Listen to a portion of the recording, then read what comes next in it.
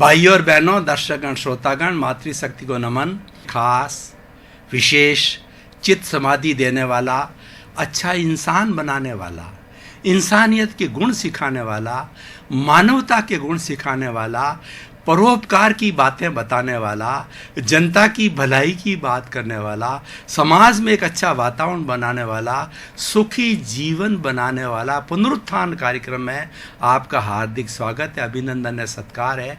पुनरुत्थान कार्यक्रम में हम प्रतिदिन नए नए विषयों के साथ प्रवेश होते हैं और हर विषय जीवन को अच्छा बनाने के लिए, इंसान को अच्छा इंसान बनाने के लिए, इंसानियत के गुण पैदा करने के लिए, मानवतावादी व्यक्ति को बनाने के लिए पुनरुत्थान कार्यक्रम है। तो इस कार्यक्रम में आज का एक विषय जो है, हमारी चेतना का अंकुरण करने का विषय है कि हम चेतना को सोई हुई चेतना को कैसे जागृत करें। तो आज का हमारा विषय है नव चेतना का अंकुरण। भाई और बहनों, दर्शकगण, श्रोतागण, बहुत ही सुंदर विषय है। ये विषय हमें बहुत बड़ी शिक्षा देने वाला है। इस विषय को आप आद्योपांत सुने। चेतना का अंकुरण। देखिए, अंकुरण जब हम करते हैं, जब बरसात आती है और किसान जो है बीज डालता है, उसके बाद उसके ऊपर पानी की बरसात होती है, जलवायु मिलता है और जो है वो हमारी ज़मीन के अंदर ऊर्जा होती, फर्टिलिटी होती है, तो एक फलक निकलता है जिसको अंकुरण कहा जाता है। अंकुरित होती है और वो अंकुरण एक नया जन्म है। उसी तरीके से हमारी चेतना का नव जागरण क्या है? हमारी चेतना सोई हुई है। लंबे समय से हम सोए हुए हैं कुंभकर्ण की नींद के अंदर, और हमने अपने जीवन का बहुत सा समय जो है ना, खाने में, पीने में, ऐश में, आराम में, बाल में, बच्चों में, मेरा और धन में, संपत्ति में, उसी के अंदर ही निकाल दिया। और सहज ही एकदम हमारे भीतर जो है जागृति आई, प्रतीति हुई कि अरे जीवन खराब हो गया, जीवन बर्बाद हो गया। सत्संग मिली, कोई अच्छे व्यक्ति सन्यासी का सहयोग मिला, या हमारा भीतर का क्षोभ सम जगा, भीतर से प्रेरणा आई, हम स्वयं बोधित हुए, हमको संबोधि मिली कि नहीं, हमारा शेष जीवन है, अब हमें आत्म कल्याण की ओर लगाना है। क्योंकि वो मनन करने लग जाता है कि मनुष्य जीवन सर्वश्रेष्ठ जीवन है। इससे बढ़कर के कोई जीवन 84 लाख जीवा योनि में नहीं है। और मनुष्य एक ऐसा प्राणी है जो अंतिम लक्ष्य सिद्धि को प्राप्त कर सकता है। वह सिद्ध बुद्ध मुक्त हो सकता है, मोक्ष को जा सकता है। अपने भीतर विराजमान शुद्ध आत्मा भगवान जो कि कैद में है, जो इस शरीर की कैद में है, उनको आज़ाद करा के, मुक्त करा के मोक्ष भेज सकता है। यह ताकत केवल मनुष्य में ही है। जब ये भीतर जागृति होती है तो हमारी नव चेतना का अंकुरण होता है और व्यक्ति सोचने लग गया है कि जगे जभी सवेरा, कोई बात नहीं, अब विकास करो, जितना समय बचा है उसका सही उपयोग करो, उस टाइम को वेस्ट नहीं किया जाए। क्योंकि समय के लिए कहा गया है, yesterday has gone away, tomorrow never exist, the moment of present is with you to do something. कल किसने देखा है? कल कभी आता ही नहीं। काल करे सो आज कर और आज करे सो अब, पल में प्रलय होएगी और बहुरी करेगा कब। और ऐसा कहा जाता है कि किया सो काम और भजा सो राम। अगली सांस आए या न आए कोई भरोसा नहीं है। और शुभस्य शीघ्रम, अगर आपने कोई अच्छा लक्ष्य बना दिया है, अब आपकी नव चेतना का अंकुरण करना है, तो तुरंत स्टार्ट करो। और पुरुषार्थी के लिए कोई समय देखने की, मुहूर्त देखने की, घड़ी देखने की कोई आवश्यकता नहीं होती। सही दिशा में किया गया पुरुषार्थ वो सबसे बड़ा अच्छा समय होता है, वो सबसे बड़ा मुहूर्त होता है। हमारी दिशा सही होनी चाहिए। दिशा के लिए कहा गया है कि दिशा बदल दो, दशा बदल जाएगी। नज़र बदल दो, नज़रिया बदल जाएगा। सोचने का तरीका सही करो, राइट बिलीफ। इतने दिन हम रॉन्ग बिलीफ में थे, सोए हुए थे, कुंभकर्ण की निद्रा में थे। अब हमारी निद्रा जागृत हुई और भीतर एक प्यास लगी, भीतर एक चिंता जागृत हुई। अरे मैंने तो बहुमूल्य समय खो दिया है। कोई बात नहीं, उसको क्षोभसम बोला जाता है। होता क्या है कि हमारे जो भीतर आत्मा है, चेतना है, कॉन्शियसनेस है, उसके साथ के अंदर एक कार्बन शरीर जुड़ा हुआ है जिसको कॉजल बॉडी बोला जाता है, जिसको अचेतन मन कहा जाता है। ये जन्म जन्मांतर की दबी हुई हमारी भावनाएं या दबे हुए हमारे कर्म हैं, उसका सब चिट्ठा होता है ये पूरा कंप्लीट। और ये व्यक्ति अपने साथ में लेके चलता है। व्यक्ति जब एक जन्म से दूसरे जन्म में जाता है, अपनी पूरी प्रॉपर्टी साथ लेके जाता है, कुछ भी पीछे छोड़ के नहीं जाता। मैं प्रॉपर्टी इन बंगलों की, धन संपत्ति की, बैंक बैलेंस की, अविनाशी चीज़ों की बात नहीं कर रहा हूँ, मैं पुण्य पाप की बात कर रहा हूँ। पुण्य पाप को साथ में लेकर के जाता है, उसी को कार्मण शरीर कहा जाता है, उसी को कषाय कहा जाता है, उसी को राग द्वेष कहते हैं, उसी को कर्म रज कहते हैं। और कोई अदृष्ट कहते हैं, कोई ईश्वर कहते हैं, कोई देवता कहते हैं, कुछ भी नाम हो सकता है। लेकिन हमारी अशुद्धि जो है इस चेतना के साथ में जुड़ी हुई है। और अब देखिए ये दोनों ऐसे बॉन्डेड है फेविकोल की तरह। अगर फेविकोल दो चीज़ों के बीच के, सनमाइका और लकड़ी के बीच में लगा दिया जाए तो इतना अच्छा चिपक जाता है कि कई वर्षों तक वो सनमाइका नहीं उतरती है। तो ये फेविकोल के कारण जुड़े हुए हैं, लेकिन इनके अंदर मल युद्ध चलता रहता है। जैसे कि दो मल लड़ते हैं, मल युद्ध करने वाले, तो जन्म जन्मांतर के अंदर ये युद्ध करते रहते हैं, हमारी कॉजल बॉडी और हमारी चेतना। तो जब कॉजल बॉडी जीत जाती है और दबा देती है आत्मा को, तब ये स्थिति होती है जो मैंने कहा।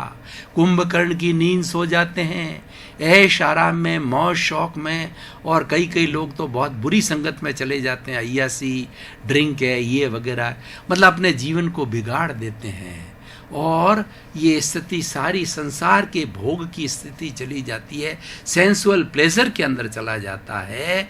और जब मैंने दूसरा पक्ष अभी बताया कि नव चेतना का अंकुरण वो कब होता है कि आत्मा विजयी होती है।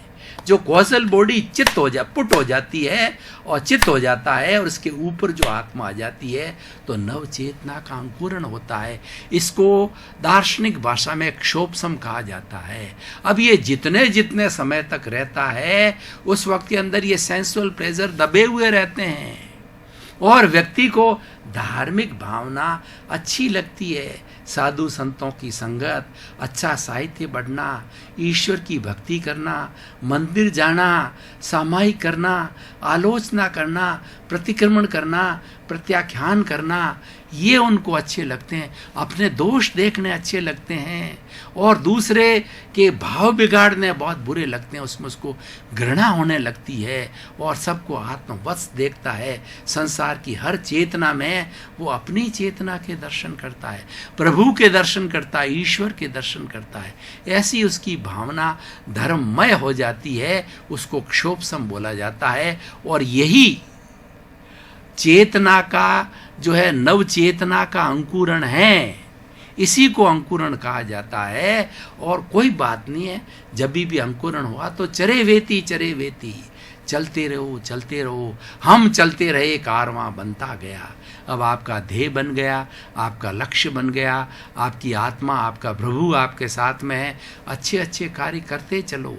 देखिए कि व्यक्ति के हाथ में है। पहले वही व्यक्ति सोया हुआ कुंभकर्ण की नींद में ऐश आराम करता था, अब उसने सब कुछ छोड़ करके और सादगी का जीवन धारण कर दिया। Simple living and high thinking की बात। और एक एक क्षण प्रभु भक्ति में लगाता है, एक एक क्षण परोपकार करता है, एक एक क्षण दुखियों के दुख दूर करता है। और वो ऐसे कार्य करता है कि लोगों की आंखों के आंसू पहुंचते हैं। कहा जाता है कि तुम दुनिया की आंखों पहुंचोगे तो ईश्वर तुम्हारे आंखों में आंसू आना ही नहीं देगा। परोपकार की बात में चला जाता है, दूसरे की भलाई की बात में चला जाता है, तो ये नवचेतना का अंकुरण कहा जाता है।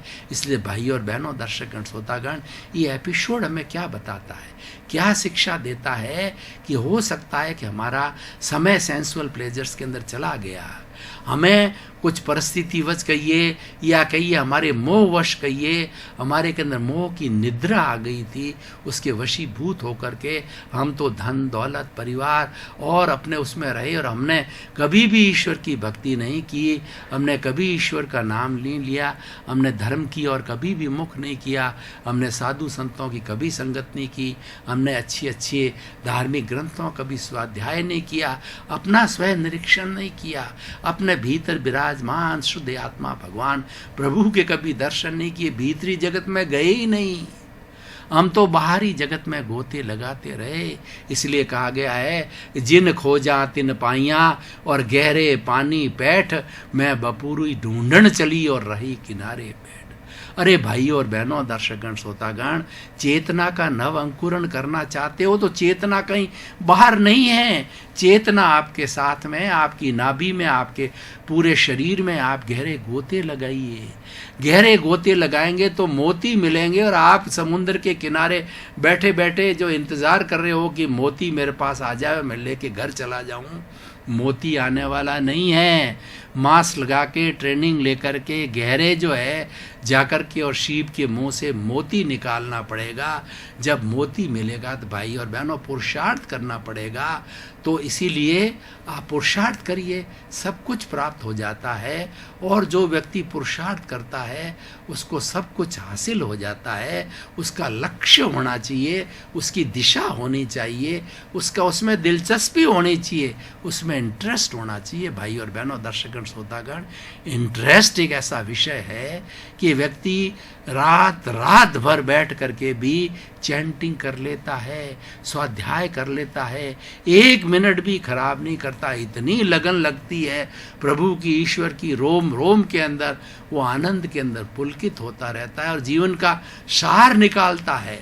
क्योंकि ये जीवन बार बार नहीं मिलता है। हमारी वैदिक परंपरा में कहा गया है कि 9 भव तक हम सुकृत करते रहें जब मनुष्य जीवन मिलता है। और उस 9 भव के अंदर सुकृत में हमने कभी कुकृत कर लिया तो 99 भव के बाद में मनुष्य भव मिलता है। उसमें भी कोई कमी रह गई और कुकृत्य कर लिया हमने तो 999 भव के बाद के अंदर, ये हमारे धार्मिक शास्त्रों में, वैदिक परंपरा में मान्यता है। यानी मनुष्य जीवन बहुत दुर्लभ है और फिर पछताओगे। ये जीवन जाने के बाद में, सांस निकलने के बाद कुछ नहीं होता है। सांस के रहते रहते जो कुछ कमाई करनी हो, हमारी देशी भाषा में बात करें कि यहाँ की कमाई तो हमने बहुत कर ली। नवचेतना का अंकुरण ये है कि तुम अगले भव की कमाई करो। इस भव में जो तुम खा रहे हो, जो पुण्य तुम्हारा ऐश है, आराम है, बंगले हैं, अच्छी पत्नी है, अच्छा परिवार है, अच्छा बिजनेस है, सभी आपकी आज्ञा मानते हैं और सभी आपको अच्छा बताते हैं, आपने अच्छे कुल के अंदर जन्म लिया है, या पिछले जन्म की कमाई खा रहे हो। अब थोड़ा अगले जन्म के लिए सोचो। ये कमाई तो समाप्त हो गई है, खाली खर्चा करते रहोगे तो ऐसा कहा जाता है कि समुद्र का जो नीर है, पानी भी ये खर्च करते करते अगर फिर से बारिश होकर के नदियाँ आकर के समुद्र के, नहीं तो समुद्र भी जो है अनंत नहीं है। समुद्र विशाल है फिर भी वो अनंत नहीं है, वो भी खाली हो जाता है। इसीलिए बूंद बूंद से घड़ा पड़ता है।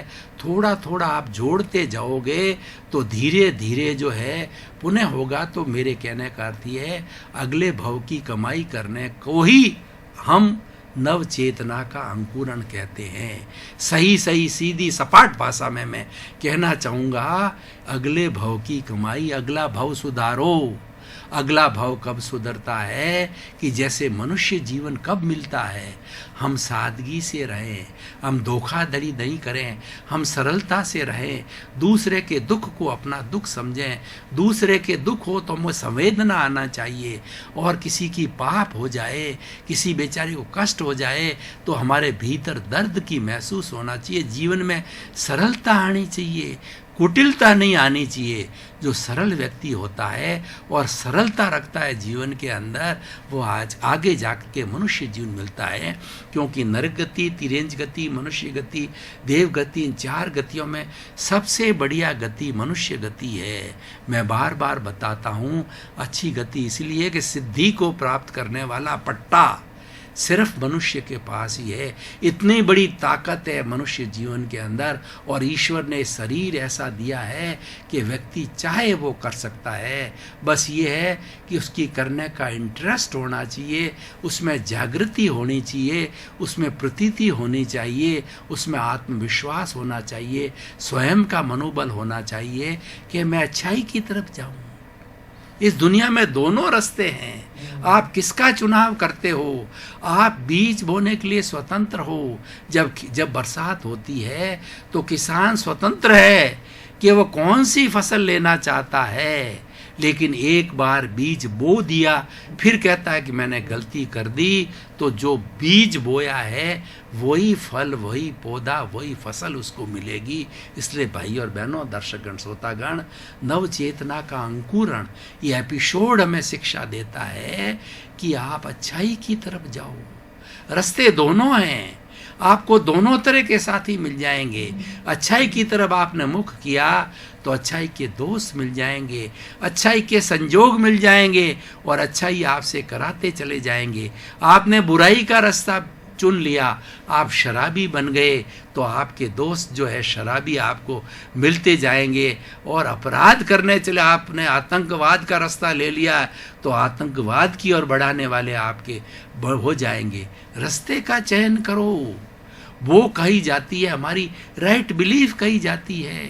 और जितना जितना हम गलत रास्ते का चयन करते हैं और गलत रास्ते पर चलते हैं, तो चलने के बाद, बहुत ट्रेवलिंग करने के बाद में पीछे आना बहुत मुश्किल है। चयन किया जाए राइट बिलीफ और रॉन्ग बिलीफ। हमारे पास विवेक है, विवेके धम्ममाइये, और ये विवेक जो है हे और उपादेय का फर्क करता है। ये ग्रहण करने योग्य है, ये छोड़ने योग्य है।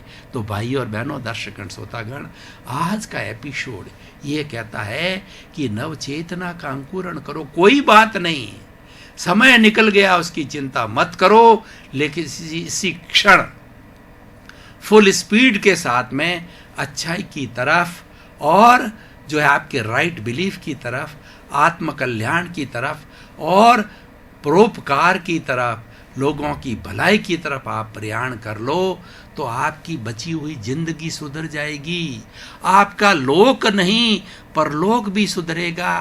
परलोक में जाने के लिए हमें यही प्रयास करना पड़ता है। ऐसा कहा जाता है कि आज हम जितना कार्य करते हैं ये पुरुषार्थ कहलाता है। अच्छा या बुरा, ये पुरुषार्थ आने वाले समय का भाग्य है, आने वाले जन्म का। आज जो हम खा रहे हैं वो हमारे पिछले जन्म का पुरुषार्थ है, वो आज भाग्य बन करके हम उसका खा रहे हैं। आज पुरुषार्थ कर रहे हैं, आने वाले जन्म का हमारा भाग्य बनेगा, उसका हम खाएंगे। यानी हमने अच्छी गति का निर्माण किया, अच्छी गति का आयुष्य बंधन किया, तो हम अच्छी गति में जाएंगे, वरना नरक है, तिर्यंच है, उसमें चले जाएंगे। अच्छा कार्य करोगे तो देव गति, मनुष्य गति में जा सकते हो। और कुल मिला के प्रश्न ये है, अच्छे और बुरे दोनों रास्ते हैं। हम बुरे रास्ते का क्यों चयन करें? हम बुरे रास्ते की तरफ क्यों जाएं? हम अपराध की ओर क्यों जाएं? अगर किसी व्यक्ति का स्वास्थ्य बहुत अच्छा है, पाचन शक्ति, जठराग्नि इतनी मजबूत है कि रोज वो जो है वो बादाम का हलवा पचा सकता है, तो लूखी रोटी क्यों खाए? वो हलवाई खाए ना। तो उसी तरीके से जब हम अपने अच्छा रास्ता चयन कर लिया और अच्छे रास्ते की हमको जानकारी है, तो बुरे रास्ते के प्रति मुख मोड़ लीजिए। बुरे रास्ते की तरफ देखना नहीं है। दर्शकगण, श्रोतागण, भाई और बहनों, कार्यक्रम एक जागृति का कार्यक्रम है। कार्यक्रम आप पूरा देखिए, आपको कुछ न कुछ शिक्षा देगा, आपके जीवन का निर्माण करेगा, अच्छा संस्कार देगा, क्योंकि कार्यक्रम का उद्देश्य है विधायक भावों को उत्पन्न करना। जिसका उद्देश्य अच्छा होता है उसके परिणाम अच्छे आते हैं। आप देखते रहिए, लोगों को प्रोत्साहित करते रहिए, शिक्षा प्राप्त कीजिए, जीवन में उतारिए और अपने जीवन को धन्य बनाइए, सुखमय बनाइए, आनंदमय बनाइए। आपके प्रति मंगल।